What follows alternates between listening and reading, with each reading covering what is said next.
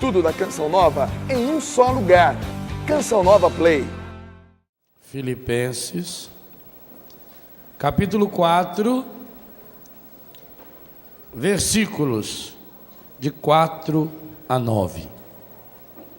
Alegrai-vos sempre no Senhor. Repito, alegrai-vos. Seja conhecida de todos os homens a vossa bondade. O Senhor está próximo. Não vos inquieteis com nada.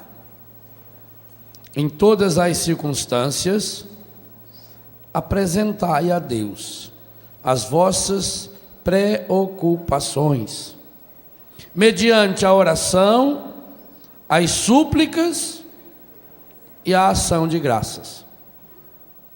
E a paz de Deus, que excede toda inteligência, haverá de guardar vossos corações e vossos pensamentos em Cristo Jesus.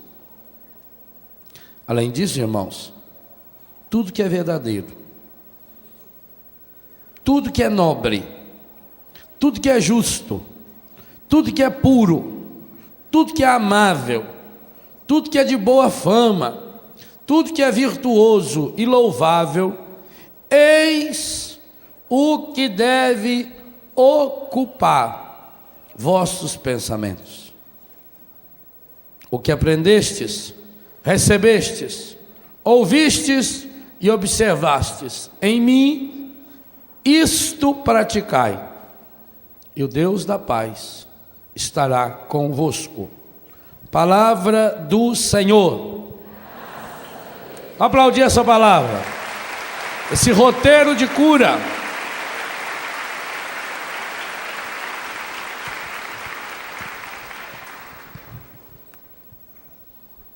Paulo foi um homem que experimentou de uma forma muito concreta a eficiência e a eficácia da cura interior em sua vida.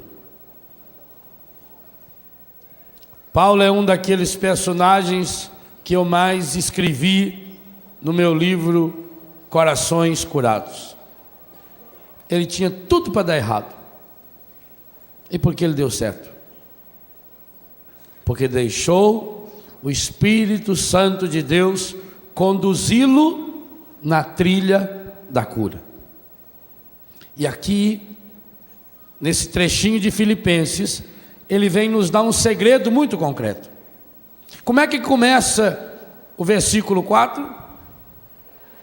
Alegrai-vos sempre no Senhor. Repito, alegrai-vos.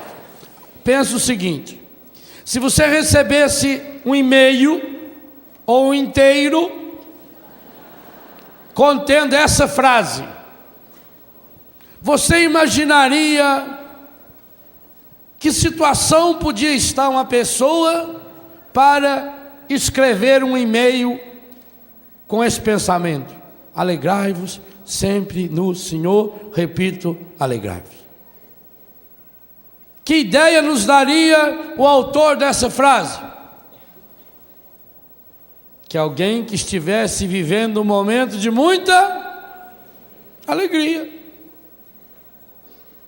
Como é que alguém que estivesse vivendo um momento de muita tristeza ia dizer para você: alegrai-vos sempre no Senhor? É possível? É. E a prova disso, carta de Paulo aos Filipenses. Nessa carta de 4 capítulos, você leu aí, você notou que é o último. Logo depois já está. Epístola aos Colossenses. Epístola não é a mulher do apóstolo. Epístola é carta. Ele está aqui no último capítulo dessa carta. Nessa carta, de 4 capítulos, 16 vezes, portanto dá 4 para cada um, ele falou sobre a alegria. Alguém que escreve uma carta com 4 capítulos, 4 páginas, Em cada página fala 4 vezes que a gente deve viver a alegria. E não é uma alegria qualquer, não é uma alegria momentânea. Ele diz: alegrai-vos quando? Quando? Sempre é o tempo todo. Alegrai-vos sempre no Senhor. 4 vezes, 4 capítulos, 16 vezes. Então a ideia é que se você recebesse uma carta dessa, de 4 páginas, e em cada página 4 vezes falando da alegria, a exemplo do que eu fiz na pregação anterior, que a gente foi repetindo, a gente repete para quê?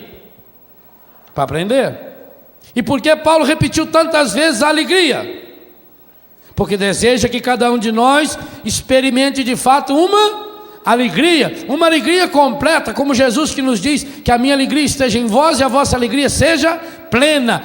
A palavra plena da alegria de Jesus é a mesma, e eu falava isso ontem de manhã, da vida plena de Jesus. Mas se Paulo escreve para nós uma carta, com 4 capítulos, onde 16 vezes ele fala da alegria, que contexto será ele escreveu essa carta? Olha o início da carta. No capítulo 1, onde estava Paulo quando escreveu essa carta? Que lugar? Numa festa? Visitando a família, a irmã dele que morava em Roma? Filipenses capítulo 1, versículo 7. É justo que eu tenha bom conceito de todos vós, porque vos trago no coração, por terdes tomado parte na graça que me foi dada, tanto na minha, vira a página, versículo 14. A maior parte dos irmãos, ante a notícia das minhas, cobrou nova confiança no Senhor. Coisa mais besta. Como é que a cadeia dele faz o outro ser mais forte? Só pode ser no Senhor. E maior entusiasmo e anunciar sem temor a palavra de Deus. Versículo 17, aqueles ao contrário pregam Cristo por espírito de intriga, e não com reta intenção, no intuito de agravar o meu sofrimento nesta. Onde estava Paulo quando escreveu a carta aos Filipenses? Como é que alguém na prisão escreve uma carta de 4 capítulos, onde 16 vezes fala que a gente tem que se alegrar? Como isso é possível? Continue lendo o capítulo 4 e ele vai dizer como é possível. Alegrai-vos sempre no Senhor, repito, alegrai-vos. Seja conhecida de todos a vossa bondade, o Senhor está próximo. Primeira certeza absoluta: esteja eu onde estiver, num palco ou numa prisão, num púlpito ou num lixeiro, o Senhor está, no duplo sentido da palavra próximo. Próximo, porque os tempos de Deus se aproximam. Próximo como tempo, próximo como lugar. O Senhor está próximo.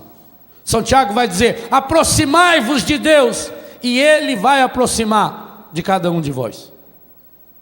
O Senhor está próximo. Essa é a minha certeza. Deus está comigo. Quem está no comando da minha vida? E isso várias vezes ele fala nessa carta. Deus está no comando da minha vida. Aconteça o que acontecer. Capítulo 4, versículo 13. Tudo posso naquele que me conforta. Deus está no comando da minha vida. Capítulo 1, versículo 21. Porque para mim o viver é Cristo e o morrer é lucro. Aconteça o que acontecer na minha vida, Deus está próximo. Não tem como jamais. Quem tem Jesus em si nunca mais vai se sentir sozinho. Pode transformar qualquer lugar no seu Getsemane, porque eu tenho uma certeza: o Senhor está próximo. É baseado nessa certeza que Ele nos dá esse conselho bem prático do versículo 6. Não vos inquieteis com nada. Nada. Mas quanta coisa errada está acontecendo. Padre, é muito fácil falar isso quando a gente não tem problema. Muito bem, mas nós não estamos tratando aqui de pessoas que não têm problemas. Nós estamos falando de um homem que estava na prisão. E leiam com calma em casa o capítulo 16 de Atos dos Apóstolos, para saber o que acontecia com a pessoa quando ela ia presa. Lá descreve Paulo e Silas despidos, pelado, tiraram a roupa dele todinho, bateram neles até, e não foi aquela surrinha de beijo que a mãe do Nelsinho deu nele, não. Batia com aquele chicote que tinha na ponta uns ferros, ó, esfolava a pessoa em cima e embaixo. 39 chicotadas ele recebia por vez. Pelado, tudo esfolado, jogaram lá no fundo de uma prisão, prenderam uma pelota de ferro na ponta do pé deles, a cadeia, no escuro, com frio, com fome. E o que ele fazia? Lembra? Pela meia-noite, Paulo e Silas começaram a louvar o Senhor. É doido. Pensa bem. Às vezes, quando destronca a ponta da unha do seu dedinho, você já fica... A vida parece uma grande fila de NPS. Um quer contar para o outro quanto que sofreu a mais. Ah, eu sofri tanto. Fosse contar para a senhora tanto que eu sofri. Meu marido. O meu também é muito problemático. Meu marido bebe, o meu também bebe. Eu tive um problema numa perna, eu tive nas duas pernas. Não é? A pessoa gosta de contar e vai contando, ela vai fungando a voz. Ai, coitado, chora. Ai, coitado. Coitadinho. Isso não é cura interior, não. Cura interior é apresentar ao Senhor as minhas inquietações. Gente, que coisa fantástica. Não vos inquieteis. Como eu não vou me inquietar com tanto problema que eu tenho? Apresentai a Deus as vossas preocupações. Primeiro passo: o Senhor está próximo. Esteja eu aonde estiver, o Senhor está próximo. Salmo 138, que nós lemos hoje de manhã, que a Eliana maravilhosamente cantou para nós ontem na adoração. Ainda que eu estiver lá no fundo do abismo, Deus me ama. O Senhor está. Repita isso muitas vezes para você. Pega o seu texto e vai rezando o texto bizantino durante um dia inteiro. O Senhor está próximo, o Senhor está próximo, o Senhor está próximo, o Senhor. E reza isso 1.000, 2.000, 10.000, 50.000 vezes. Quando você se convencer disso, Deus está perto de mim, o Senhor está aqui, Jesus está comigo, o Senhor está comigo, Deus está comigo, tudo vai dar certo, Deus está comigo, Deus... Pronto. É essa certeza. O Senhor está próximo. Jesus desceu no fundo dos infernos, gente. Nenhum de nós chegou lá ainda, não, graças a Deus. Então tem jeito. Mas como eu não vou me inquietar com nada diante de tanto problema? Não vos inquieteis. O que Paulo está dizendo aqui? Não vos inquieteis. O que é inquietar? É ficar agitado, estressado. Quando Jesus foi a Betânia, segundo São Lucas capítulo 10, lá ele encontrou Marta, que estava muito estressada. E ela estava uma pilha. E querendo fazer tudo e correndo, arruma isso, arruma aquilo. E Jesus sentado lá, e a Maria sentado no pé de Jesus, escutando ele. Aquilo ofendeu a Marta. E ela veio lá, pôs a mão na cintura. Senhor, não te importas? Olha, já começou a acusar Jesus. Tu não te importas, Senhor? Eu aqui com tanto serviço para fazer. E a Mary aí sentada. Senhor, manda ela vir ajudar eu. Olha, a oração do estressado é fantástica. O Senhor não se incomoda. Por que, meu Deus? Por que saiu? Será que todos os problemas têm que cair em cima de mim? Parece que o mundo caiu na minha cabeça. E já dá a solução imediata. Manda ela. Está igual aquele que foi para o inferno. Aquele rico que foi para o inferno. E falou para o pai Abraão: manda o Lázaro ir lá. Manda. Você aprendeu, você treinou muito, mandava. Aqui você não manda nada, não. Olha bem aonde o Senhor se encontra. Não aprendeu ainda que aqui o senhor pede e ainda não é recebido, ainda não é aceito. Ainda manda, acabou. A Marta veio. O senhor não se importa, não? Manda ela. Jesus olhou, chamou o nome dela 2 vezes. Marta, Marta. Ele pensou no maior mamífero da América Latina. Anta. E disse o que para ela? Tu te inquietas por muita coisa. Paulo está dizendo para você, para mim: não vos inquieteis com nada. Mas como? E o que eu vou fazer com os meus problemas, que são muitos? Continua lendo o versículo 6. Para não se inquietar com nada, eu preciso ter a certeza que nós já repetimos: o Senhor está próximo nos 2 sentidos, de tempo e de lugar. Para não me inquietar com nada diante dos problemas, em todas as circunstâncias. E quando chegar aquelas circunstâncias terríveis, Senhor, o que eu faço? O que o versículo 6 continua dizendo? Apresentai a Deus as vossas preocupações. Para quem você apresenta as suas preocupações? Quanta gente apresenta, pega o celular e liga já para estou tão chateado, tão triste. Ficou sabendo, meu Deus, que coisa, é verdade. Estou com uma pilha, não podia falar naquilo. Outro vai lá para o boteco, pega o boteco. Estou cheio de problema. A vida é uma merda mesmo. Mulher ruim, velho. Os 3 amigos estavam lá no boteco bebendo, chorando as mágoas. Aí um falou assim: vamos aproveitar que nós estamos aqui conversando. Vamos fazer o seguinte: quantos anos faz que nós estamos bebendo aqui junto? Colega, amigão mesmo, amigão. Vamos fazer um exercício. Cada um vai falar para o outro o seu maior problema, seu maior defeito. Aí meu maior defeito é mulher. Eu não posso ver mulher.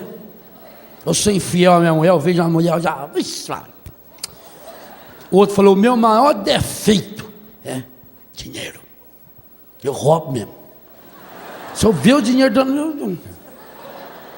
O outro falou: o meu maior defeito, eu não consigo guardar segredo. Então, cuida diante de quem você confessa. Quem? Quando a pessoa se inquieta, ela se confessa com gente errada. Vai logo se confessar para aquele colega que o problema dele é não guardar segredo. Vai se confessar para o traficante? Vai se confessar para a vizinha, a psicóloga? Para quem é que você se confessa? Gente, é triste saber que muitos homens casados vão à zona de prostituição, pagam para se confessar. Algumas das minhas filhas que moraram em casa de prostituição contam isso. Homens que iam todo mês lá, todo mês, pagava bebida, pagava o ingresso, sei lá o que tem mais que pagar, entrava no quarto e não fazia nada. Só queria deitar e chorar e contar os problemas. Isso tem muitos, não um caso só não, muitos. Olha a que ponto a pessoa chega. Paulo está dizendo, você vai se inquietar com o problema? Nós vamos ter dificuldade? Vamos! O que fazer com elas? Eu não sei, eu acho que eu estou falando demais nesse assunto. Mas o padre Jonas me ligou agora há pouco e disse, continua falando, que eu estou aqui, eu estou acompanhando. Estou rezando e continuo. Então vamos continuar. Mandou? Tem que obedecer, né?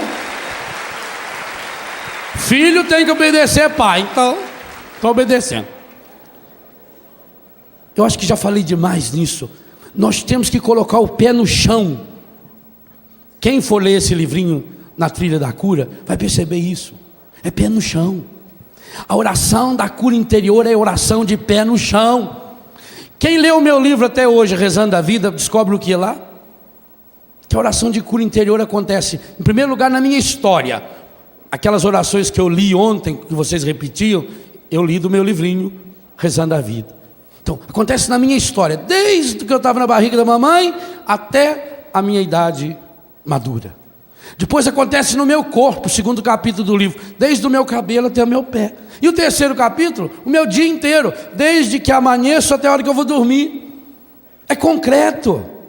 Não pense que eu não tenho problema, que Padre Jonas não tem problema, que o Papa não tem problema. Nós temos muitos. Mas o que nós fazemos com os nossos problemas? Esse é o segredo da cura interior. O que você faz com os seus problemas? O que Paulo está dizendo para a gente fazer? Apresentai ao Senhor todas as vossas preocupações, todas. Aqui nessa tradução da Ave Maria faltou todas, mas as vossas preocupações.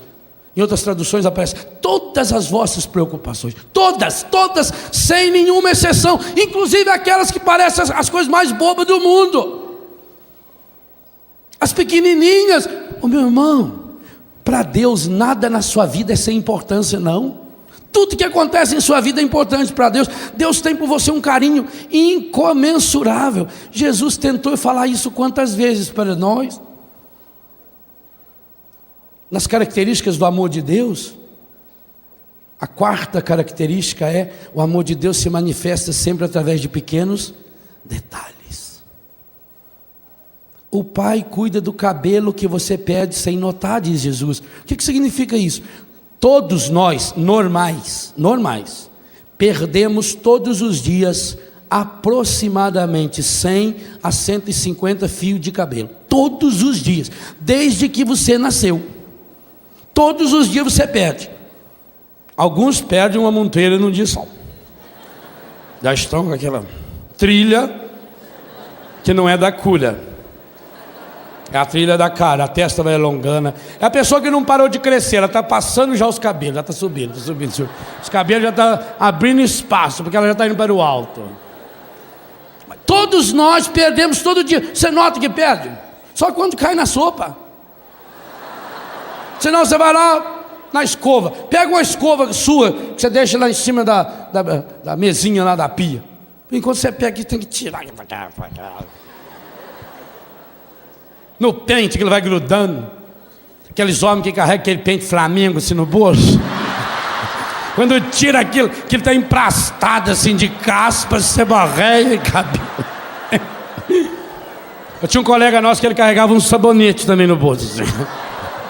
Tira aquele. E quer emprestar o pente pra gente. Quer pente? Aquilo vem em piolho junto, vem todo. Você perde, nem nota. Se o pai cuida, não há nada em sua vida que o pai não cuida. O pai vê as coisas. Olha, há no Deuteronômio um texto que me me alegra muito o coração, como um texto de cura. Quando Moisés diz para eles lá no acampamento, cada um, porque você sabe, naquela época não tinha banheiro, não tinha sanitário, não tinha nem casinha. A pessoa ia para o meio do mato, atrás de uma goiabeira. Por isso que ele já clonava a goiabeira. Comia e já plantava, né? Isso era muito comum. O texto do Deuteronômio, Moisés diz, olha, quando vocês saírem aí para fazer o serviço, levem junto sempre uma pazinha para encobrir. Por quê? Porque o Senhor passa pelo meio do acampamento para defendê-los dos inimigos e Ele não pode ver essas coisas. Olha o que é cura interior. Cura interior é eu andar sempre com a minha pazinha. E fazer o que com as minhas sujeiras espirituais? Não encobri-las, apresentá-las, diz Paulo aí no versículo 6, apresentá-las ao... Mostra para o Senhor, está aqui, Senhor, minha fraqueza, está aqui minha sujeira, Senhor.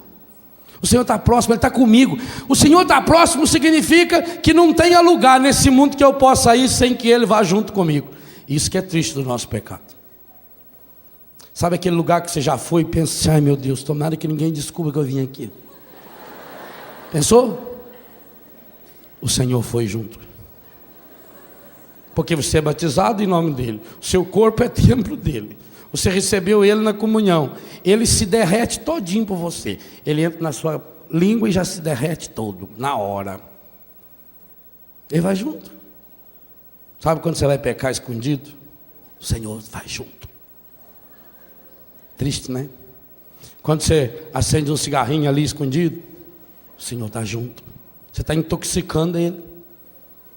Quando você se prostitui, o Senhor está junto. O Senhor está próximo. Oh, se Ele te ama tanto a ponto de ir junto com você até a hora que você vai pecar, começa a acordar, a deixar de ser anta e a tomar posse dessa presença. Oh Senhor, estás aqui comigo, então eu preciso lhe apresentar as minhas preocupações. E aí vem uma pergunta, uai, mas se Ele está próximo, se Ele sabe, então para que precisa eu falar? Porque a pedagogia de Jesus é fabulosa.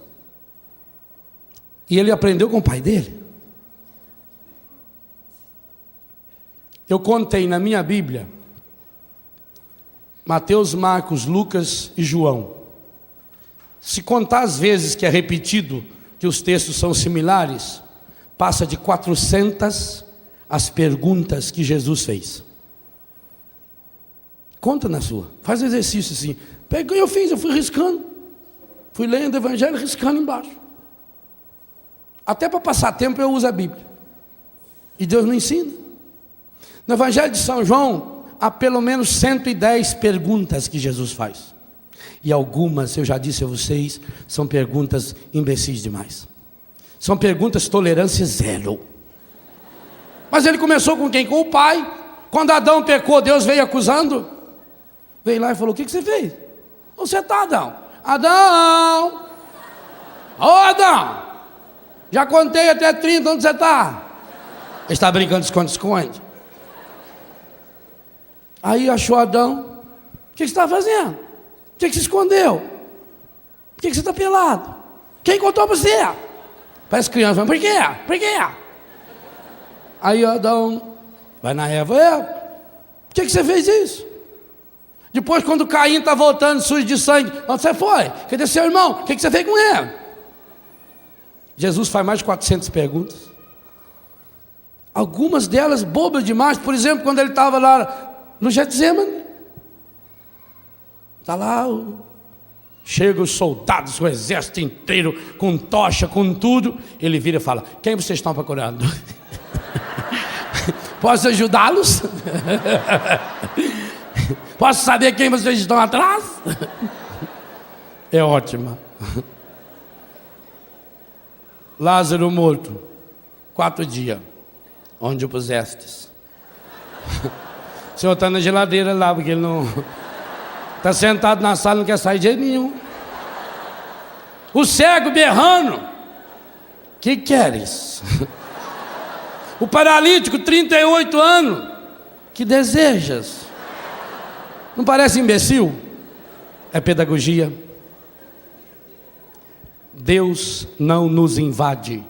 Deus não criou você um bonequinho, não. Deus criou você imagem e semelhança dele.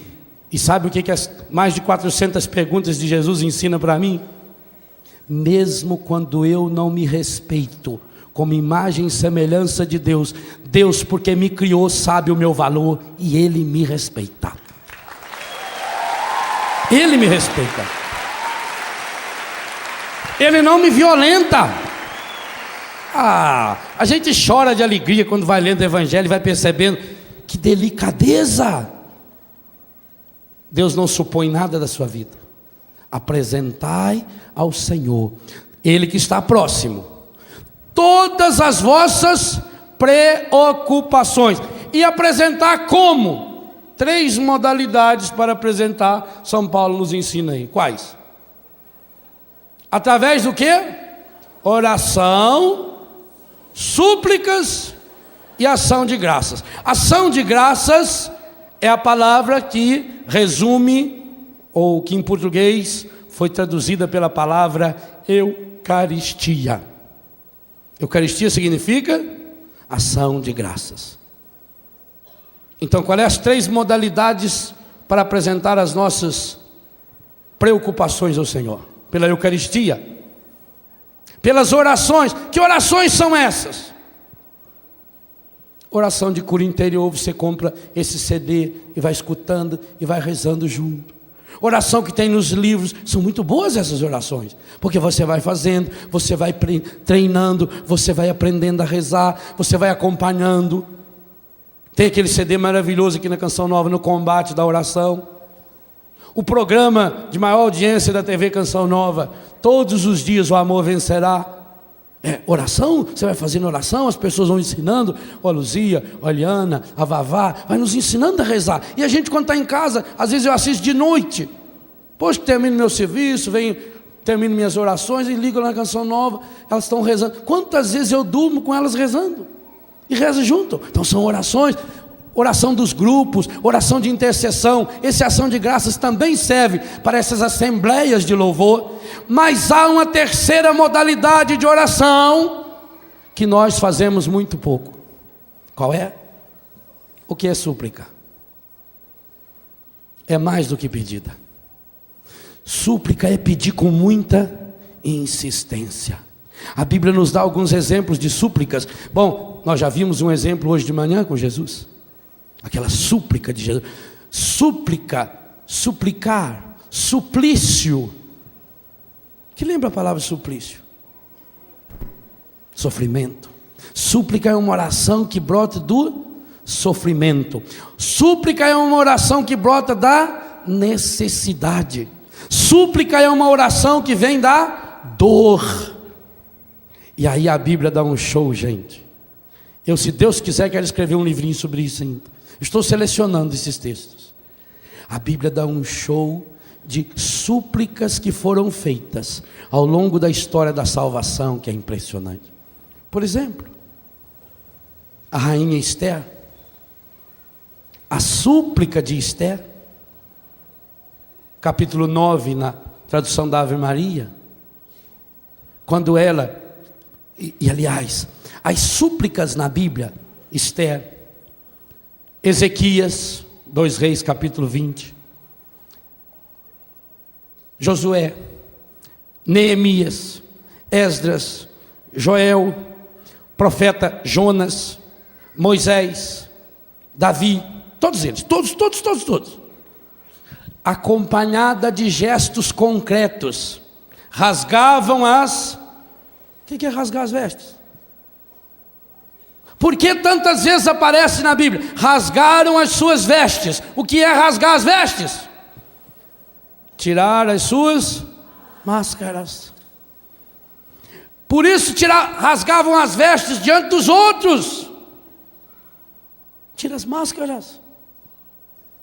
A rainha Esther, por exemplo, quando ela vai rasgar suas vestes de rainha, ela chama algumas escravas junto.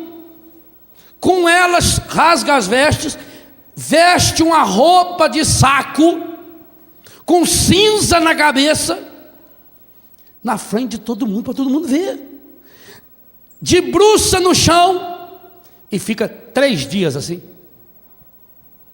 Moisés ficou 40. Judite, para salvar o seu povo, 3 noites que ela vai e volta, Nínive seria destruída. E por que Nínive não foi destruída? Porque começando pelo rei, e olha, eu estou dando exemplo de reis. Esther era rainha, o rei de Nínive, que eu não sei o nome dele, a Bíblia não fala. Ezequias, Josias, são reis. Saul, Davi.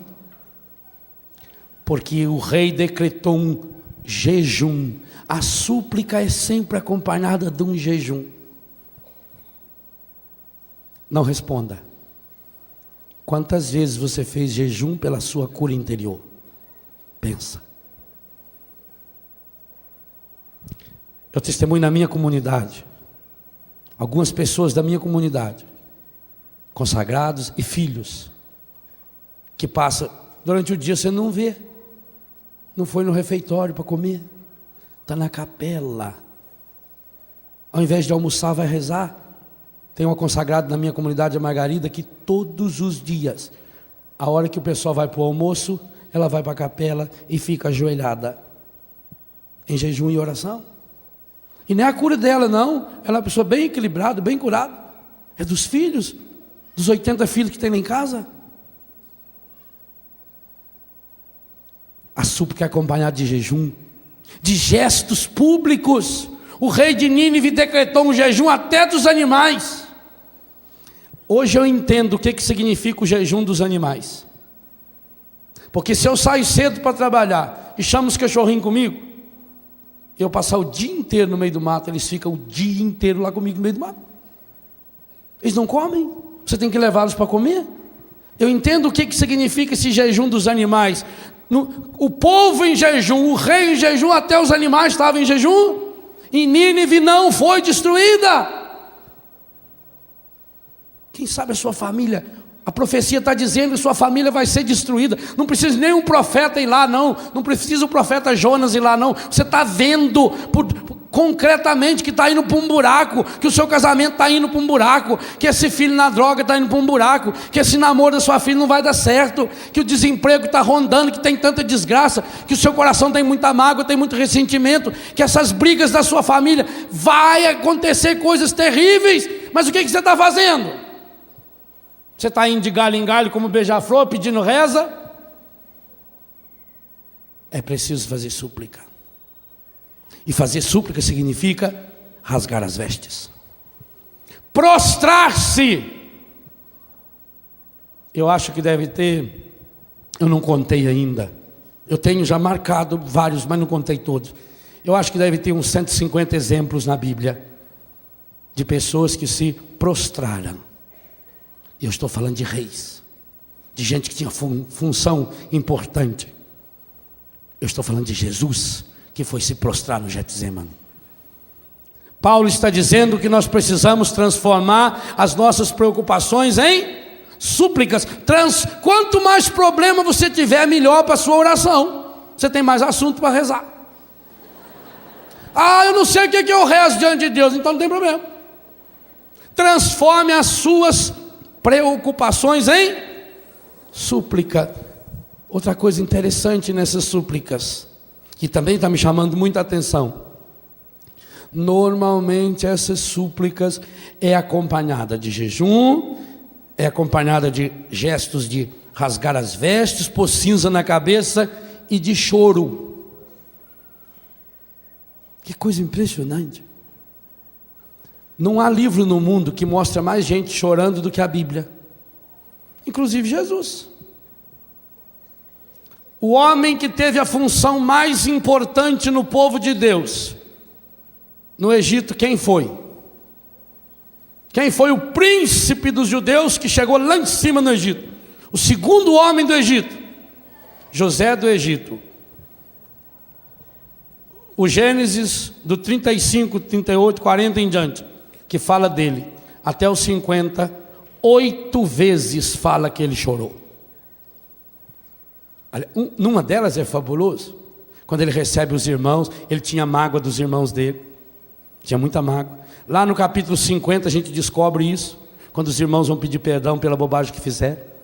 Mesmo sabendo que aquele mal que os irmãos tinham tentado fazer tinha se transformado num bem, ele tinha mágoa dos irmãos. Mas quando ele viu os irmãos, e veio o caçula, veja como família é importante, mesmo ele que já era aquele homem mais importante do Egito, o autor sagrado diz que ele não aguentou, que ele teve que se retirar, correu para o quarto. E aí a tradução da Ave Maria é estúpida, é maravilhosa. E deu livre curso às lágrimas. Chorou até não aguentar mais. Deu livre curso às lágrimas. Chorou, mas chorou. Chorou gostoso. Desabafou. 8 vezes.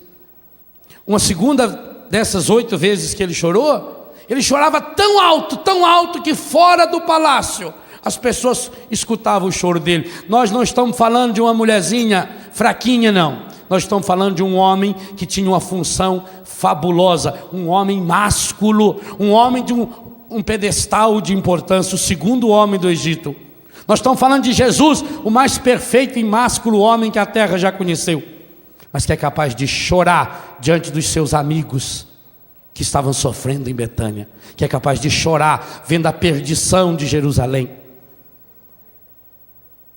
Todos os personagens bíblicos, homens e mulheres importantes da Bíblia, choraram, todos, sem nenhuma exceção.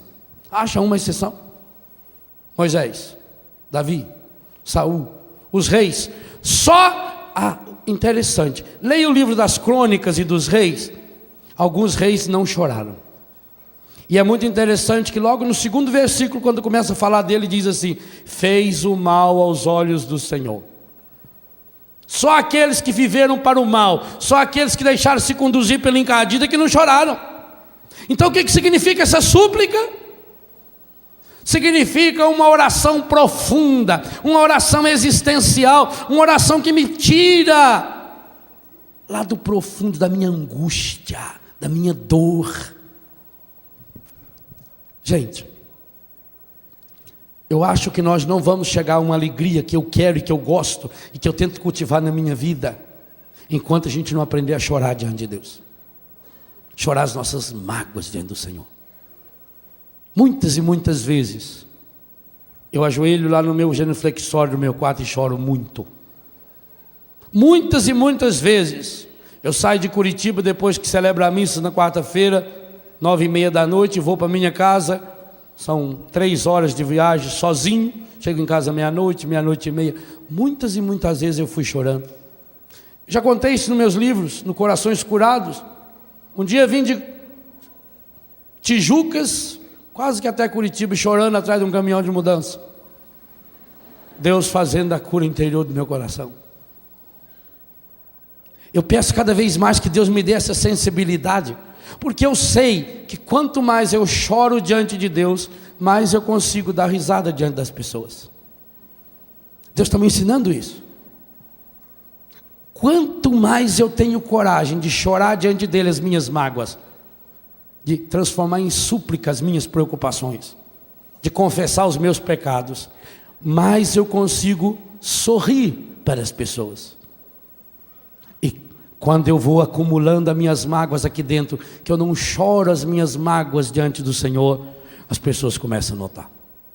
Porque a minha cara vai mudando, a irritação vai tomando conta, não consigo mais perdoar com tanta facilidade. Eu sei que o problema está aqui.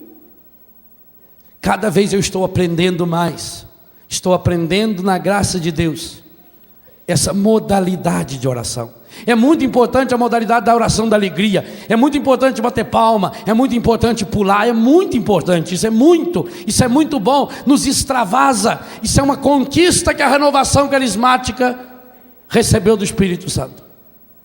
Mas nós precisamos pedir aquilo que o Raniero Cantalamessa chama de a compunção do Espírito Santo.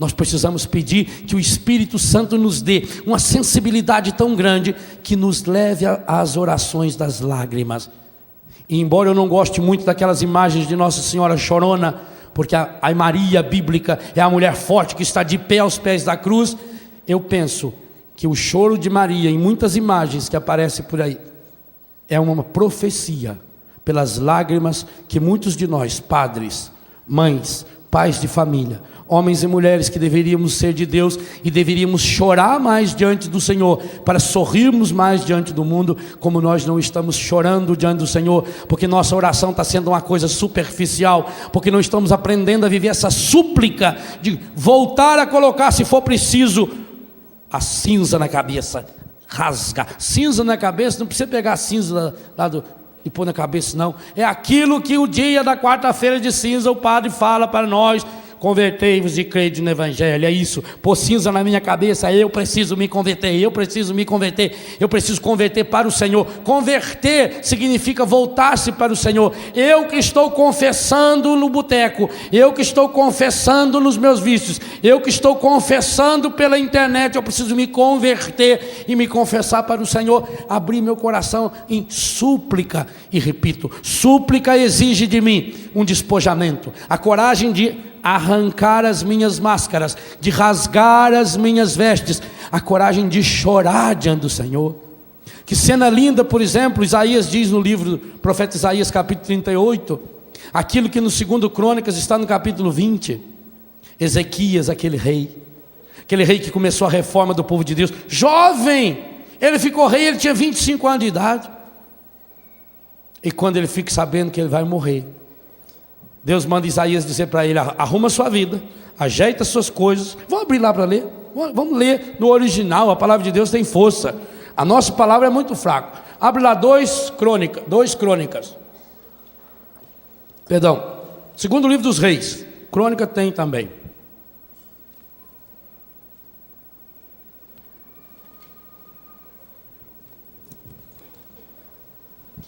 Reis capítulo 20. Isaías 38. Naquele tempo, Ezequias foi atingido por uma enfermidade mortal. Veio o profeta Isaías, filho de Amós, ter com ele e disse-lhe: eis o que diz o Senhor: põe em ordem a tua casa, porque vais morrer, não sararás.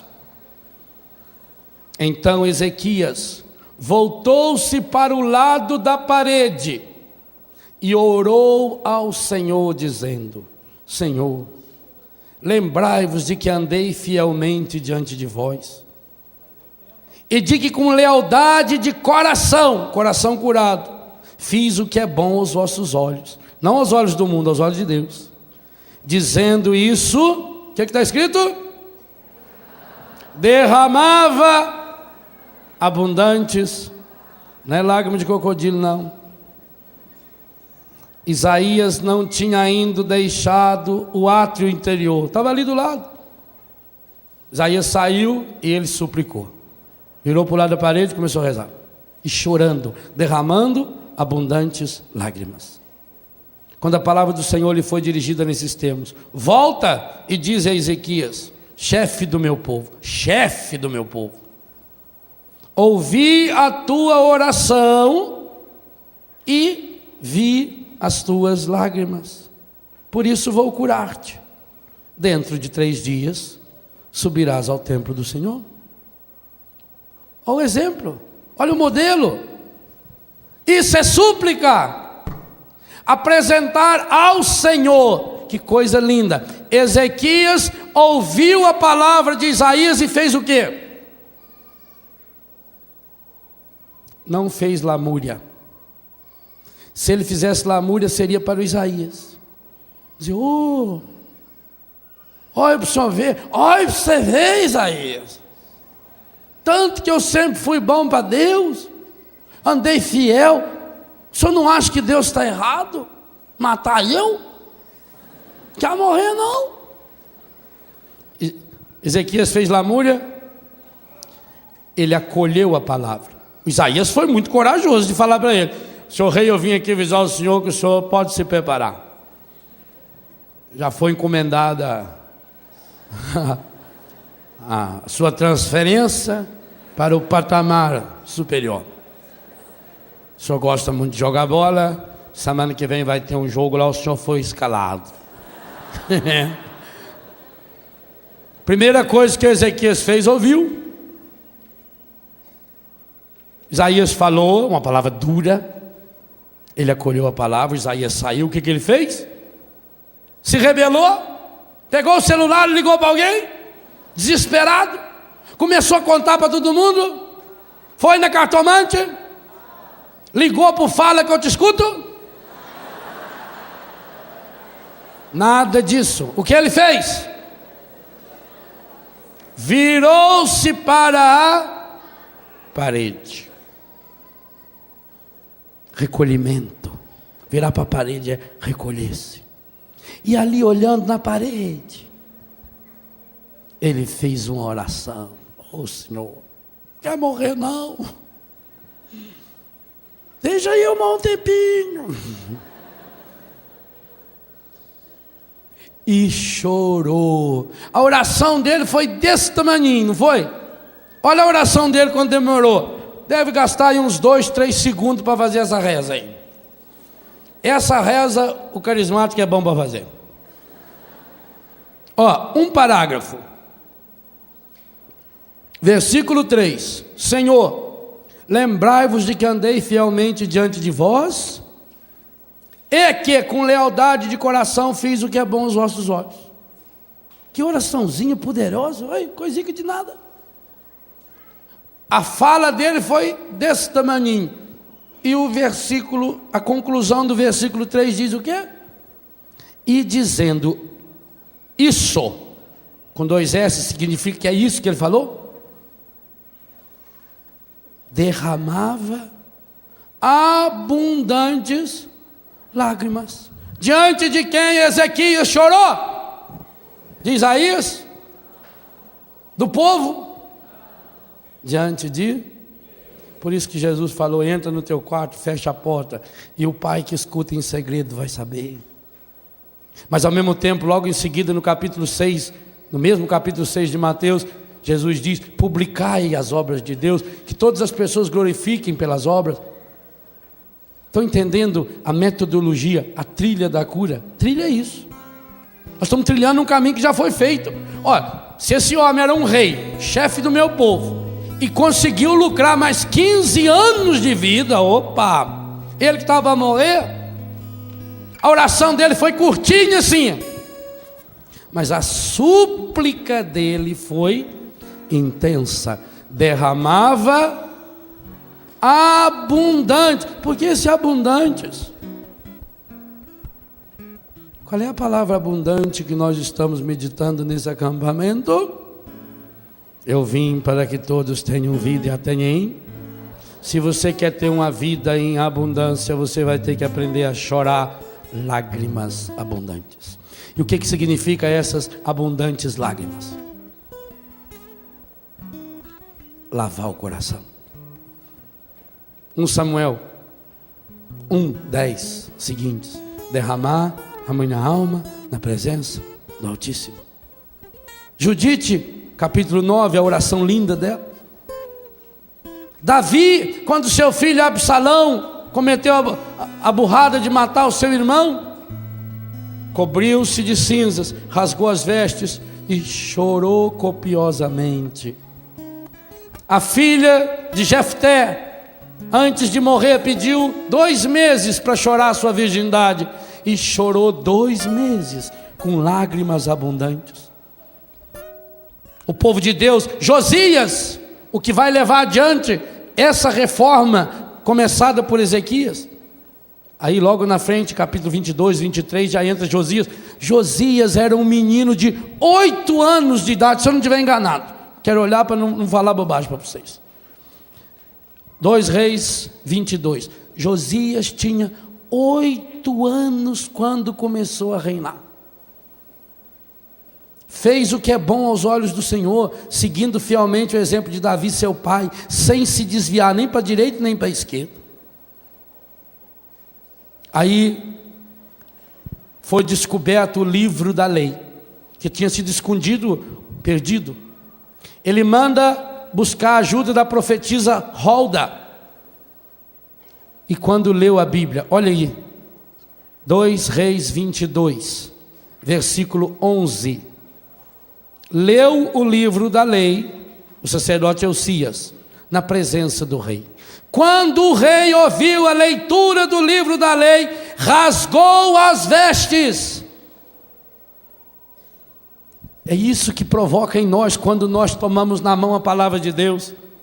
A palavra de Deus rasga as nossas vestes, mas não é essa aqui, essa veste só, essa que nos cobre do frio. Rasgar as vestes é rasgar o coração, abrir o coração.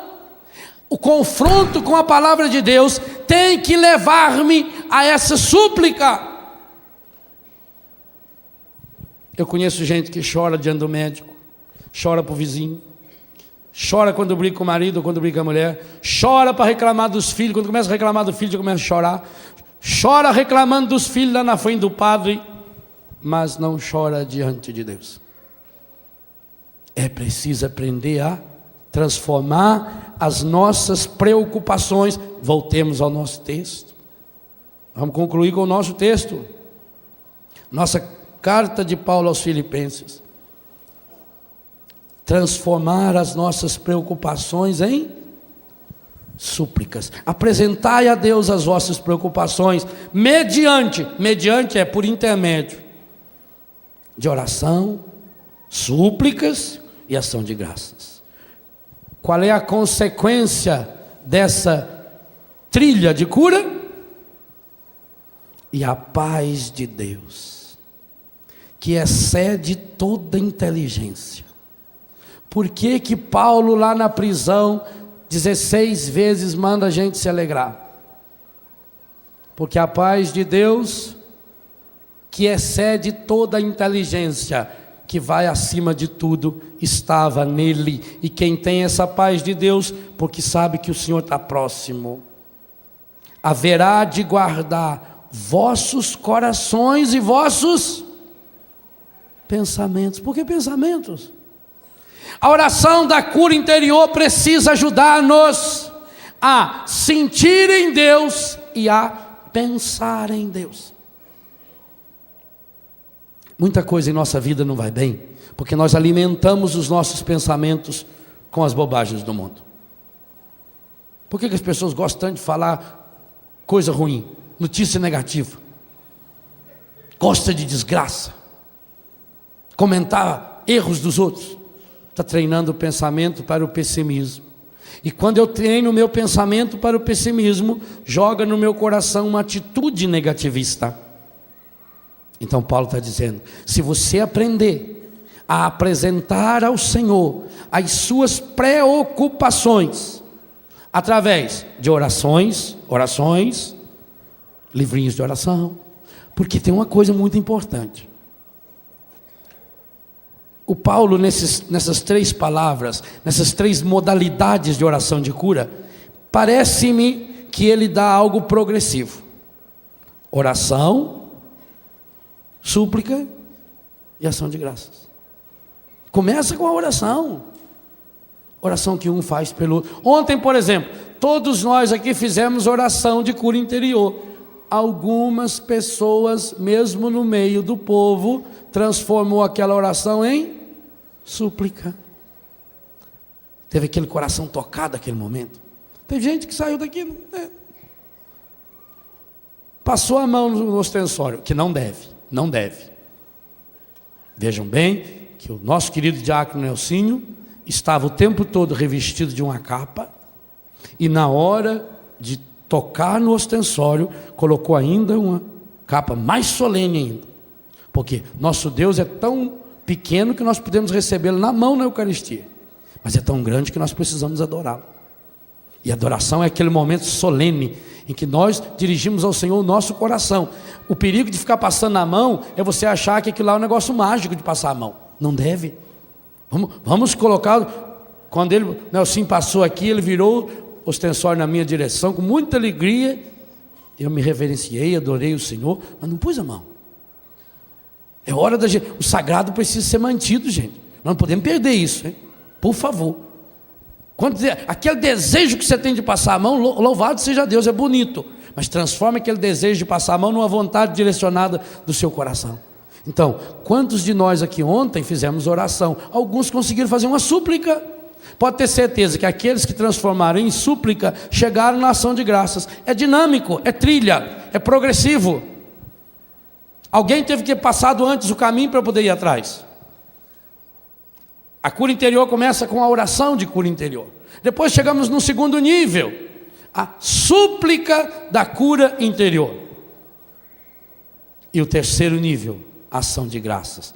Sabe quando é que chegamos a esse nível? Quando já estamos com o coração curado.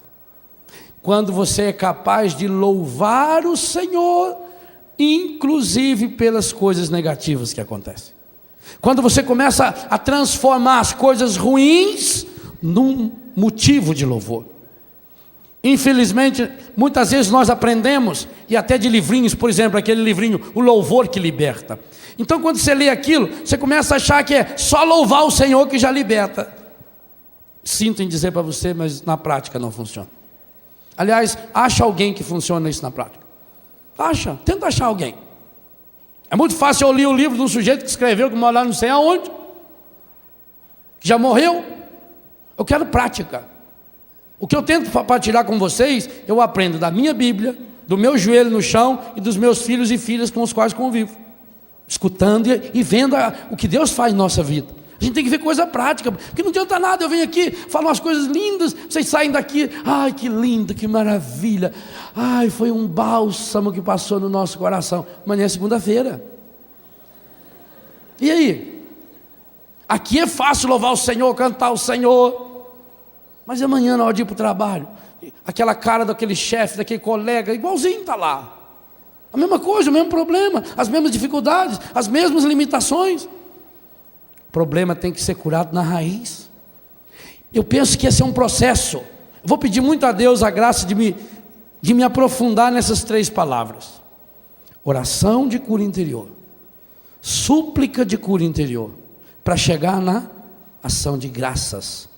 E a ação de graças realiza a minha cura interior. Em Paulo nós temos a oração, a súplica e a ação de graças. Paulo passou por essa trilha. E por isso ele está nos ensinando. É conclusão da carta. É o 4º capítulo. Ele começa dizendo: alegrai-vos sempre no Senhor. Repito, alegrai-vos. Mas para que nenhum de nós pensasse que Paulo está falando de uma euforia, de uma alegria boba, ele então desce para os problemas. Seja conhecido de todas as pessoas a vossa bondade. O Senhor está próximo. Não vos inquieteis com nada. Mas como, Paulo? Como é que eu não vou me inquietar? Eu tenho conta para pagar. Eu estou com essa novidade na perna. Eu estou com esse problema na coluna. Eu estou com essa doença no meu sangue. Eu estou com esse filho desesperado. Eu estou com essa filha com problema, meu marido está desempregado, e eu não vou me inquietar, então eu vou virar budista. Vou sentar em cima lá e ficar lá. Não me inquietar? Não. Apresentai ao Senhor em todas as circunstâncias, todas são todas. Apresentai ao Senhor as vossas preocupações, mediante oração, súplica e ação de graças. E a paz de Deus, que excede toda inteligência, haverá de guardar vossos corações e vossos pensamentos em Cristo Jesus. Esse em Cristo Jesus é aquilo que ele fala logo em seguida na carta aos Colossenses: vossa vida está escondida com Cristo em Deus. Jesus diz: eu vim para que tenham vida.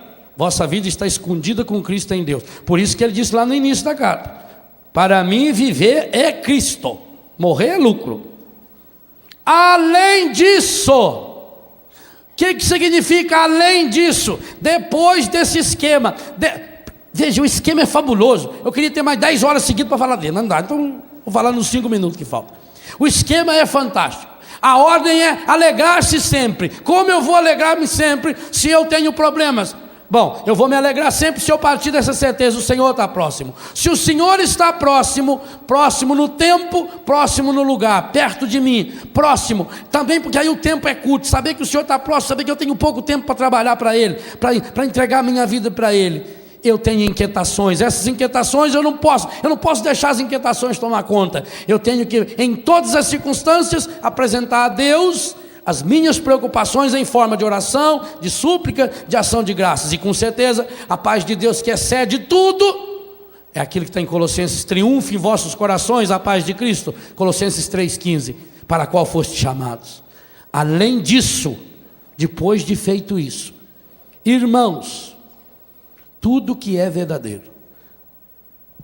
Por que a gente repete alguma coisa?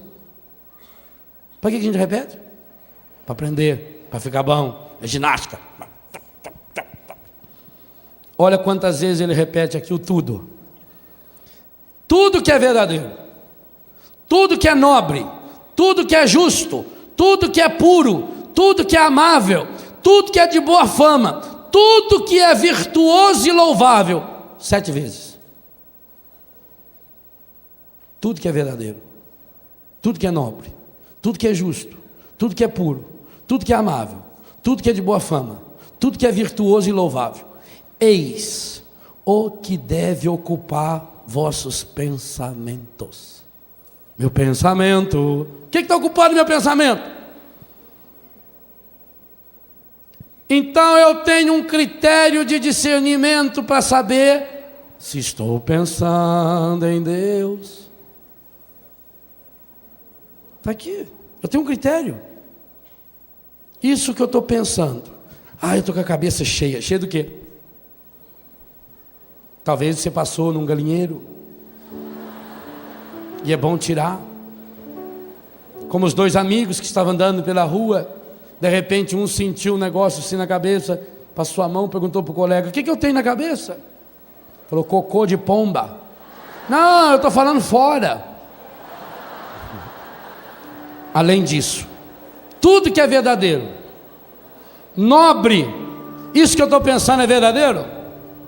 É nobre, é justo, é puro, é amável, tem boa fama? Aquele artista que eu vivo pensando, tem boa fama? É virtuoso e louvável? Eis o que deve ocupar vossos pensamentos. O que aprendestes, recebestes, ouvistes e observastes em mim, Paulo, isso praticai, e o Deus da paz estará convosco. Vamos pedir ao Senhor a graça de começar a colocar nossos pés nessa trilha.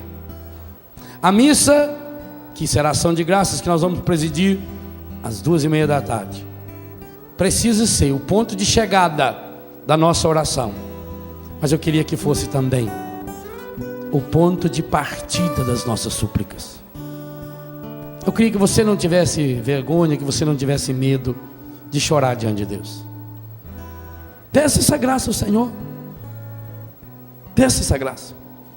Digo a você, muitas vezes eu já pedi essa graça ao Senhor, e às vezes até eu brigo com Ele quando Ele não me dá, que às vezes sou capaz de chorar por uma notícia que eu vi, até programa de televisão, 20 anos que o filho não via a mãe, aí eles foram lá e trouxeram a mãe dele, eles põem aquelas músicas melosas, a gente sabe que é tudo feito para ganhar audiência. Mas se eu assisto, eu começo a chorar. Bobagem. Choro em filme, choro quando vejo gente na rua. Às vezes estou do aeroporto indo para gravar, fazer o programa, vejo uma pessoa caída na rua, começo a chorar. Eu peço muito a Deus isso. Eu sei que quem chora diante de Deus aprende a sorrir diante dos irmãos. Chora diante de Deus. Transforme suas preocupações em súplicas. Agora, chore diante de Deus. Faça como Ezequias, vira o cantinho para a parede e chore. Como a criança que quer chamar a atenção da mãe, enfia a cara no travesseiro e fica... Que foi, filha?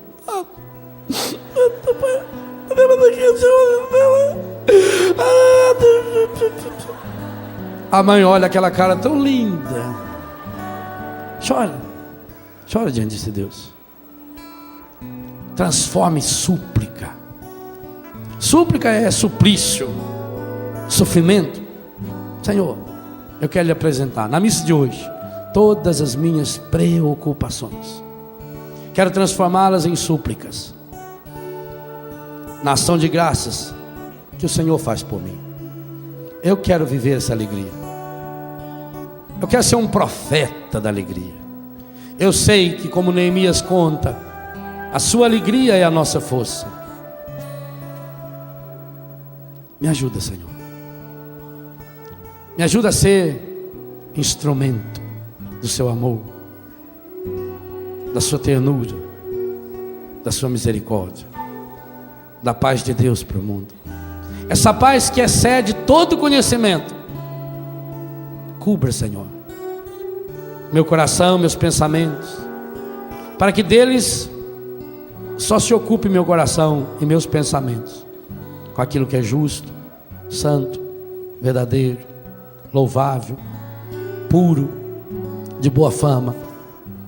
Ô Senhor, limpa o meu coração, limpa meus pensamentos das futricas que o pecado anda deixando aqui dentro.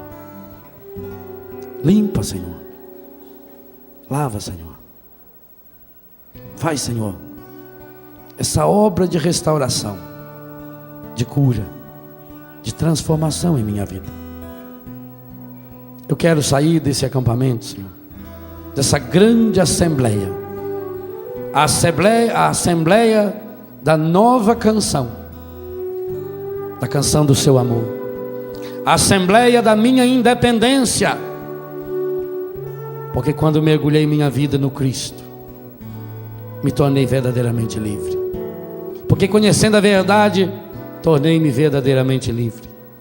A assembleia da minha vida, desse Deus que em Cristo hoje olha para mim e diz: eu vim para que você, Léo, para que você, diz seu nome, para que você tenha vida plena. A vida que você está vivendo não é plena, é uma vidinha estragada. Está valendo a pena trabalhar tanto? Agora você está aí sozinho, desamparada. Está valendo a pena? Aquilo que a gente não viver no amor, não viver no amor e puro amor, pelo amor, perde o seu sentido.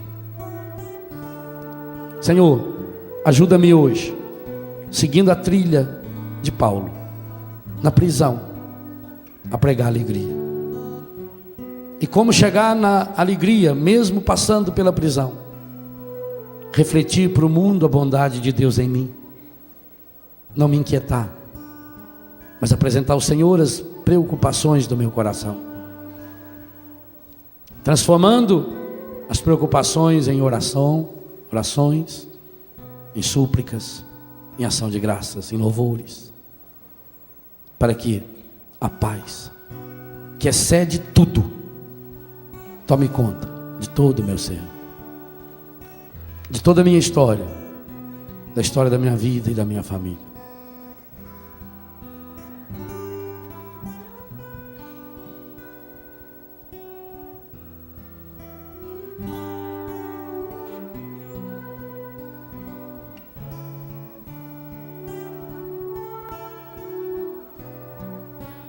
Isso. Peça nesse silêncio do seu coração.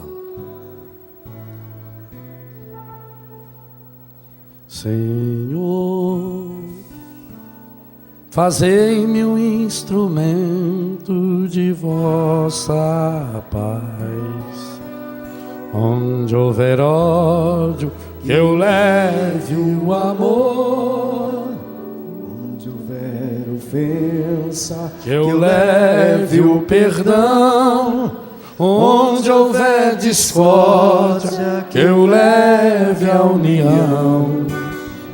onde houver dúvida, Que eu leve a fé.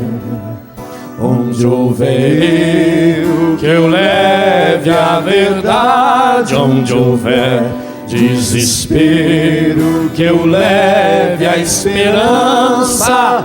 Onde houver tristeza, que eu leve a alegria. Onde houver trevas, que eu leve a luz. ó Mestre, fazei que eu procure mais consolar que ser consolado, compreender que ser compreendido, amar que ser amado, pois é dando que se recebe, é perdoando que se é perdoado, e é morrendo que se vive para a vida eterna.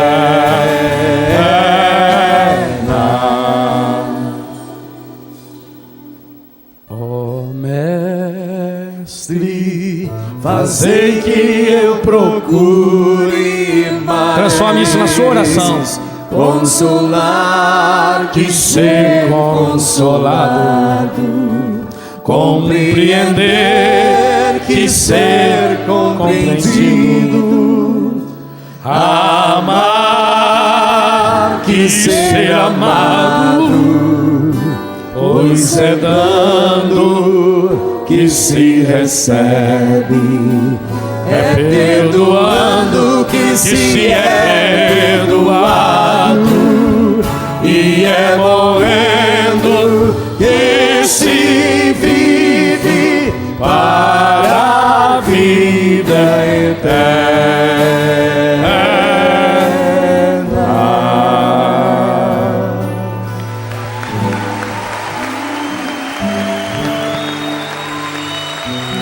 Pegue seu braço.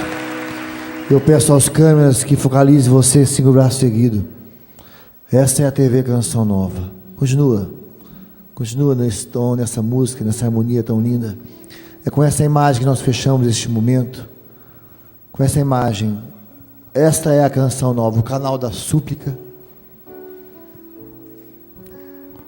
O canal da ação de graças. Essa é a Canção Nova onde você está. Ergue bem o seu braço. É com essa imagem que nós fechamos este momento. Às 2h30 teremos a Santa Missa. Chave de ouro, diamante, tudo. Fechando este momento de ação de graças. Canção Nova.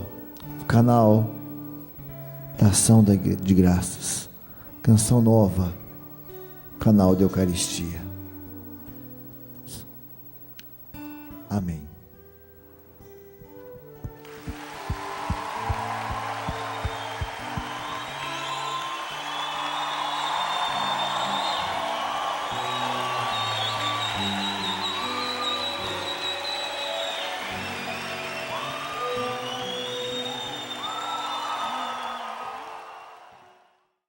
Tudo da Canção Nova em um só lugar.